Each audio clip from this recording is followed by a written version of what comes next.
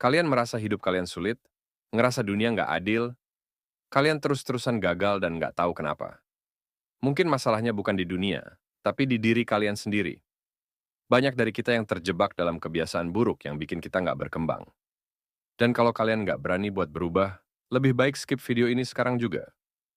Selamat datang di Mental Olympus, tempat di mana kita membahas realitas pahit yang mungkin nggak ingin kalian dengar. Tapi kalau kalian datang ke sini, itu artinya kalian berani berubah. Kalau kalian masih mau cari alasan, takut buat menghadapi kenyataan, lebih baik skip video ini sekarang. Channel ini bukan buat kalian yang cuma ingin nyaman dalam ilusi. Hari ini, kita akan bongkar habis kebiasaan buruk yang bisa menghancurkan masa depan Gen Z. Berdasarkan teori filsafat dan contoh nyata di sekitar kita, mari kita lihat apakah kita masih punya waktu untuk berubah, atau semuanya sudah terlambat. Sebelum kita masuk ke inti pembahasan, mari kita jujur dulu. Ada beberapa sifat buruk yang melekat pada kita sebagai Gen Z. Banyak yang bilang kita ini generasi paling cerdas, tapi juga paling malas. Kita paling vokal di media sosial, tapi sering nggak ada aksi nyata. Kita menginginkan perubahan, tapi kadang kita sendiri yang sulit berubah. Bener nggak? Salah satu filsuf yang bisa kita kaitkan dengan fenomena ini adalah Jean-Paul Sartre, seorang eksistensialis terkenal. Sartre percaya bahwa manusia adalah makhluk bebas, yang bertanggung jawab penuh atas pilihannya. Masalahnya Gen Z sering terjebak dalam fenomena yang disebut bad faith atau kepalsuan diri. Ini terjadi saat kita tahu apa yang harus kita lakukan, tapi kita tetap mencari alasan untuk menghindarinya. Misalnya, kita tahu bahwa belajar itu penting, tapi kita malah lebih memilih scrolling media sosial, berjam-jam sambil bilang, besok aja deh.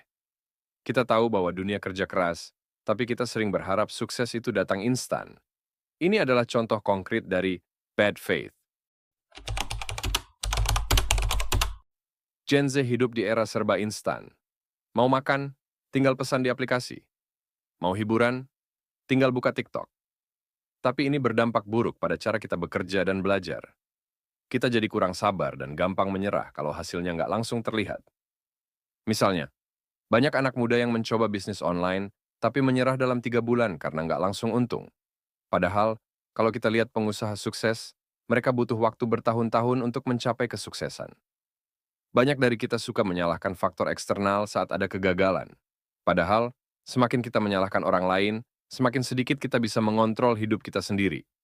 Misalnya, ada orang yang bilang susah dapat kerja karena persaingan terlalu ketat. Tapi kalau kita lihat, banyak juga anak muda yang bisa sukses, karena mereka nggak hanya mengandalkan satu jalur, mereka cari cara lain untuk berkembang. Banyak dari kita yang terjebak dalam overthinking. Kita kebanyakan mikir, takut gagal, takut dijudge orang lain, akhirnya nggak mulai-mulai. Padahal, kalau kita nggak pernah mulai, kita nggak akan tahu hasilnya. Seorang content creator ingin memulai YouTube, tapi takut videonya jelek. Akhirnya, dia nggak pernah posting. Sementara di sisi lain, ada orang yang nekat posting meskipun awalnya jelek, tapi lama-lama berkembang dan sukses. Banyak dari kita yang mudah semangat di awal, tapi sulit untuk bertahan lama. Ini berlaku dalam belajar, kerja, bahkan olahraga. Kita tahu apa yang harus dilakukan, tapi kita nggak konsisten. Misalnya, banyak yang semangat belajar skill baru, seperti coding atau desain, tapi setelah sebulan mereka berhenti karena bosan atau nggak langsung jago.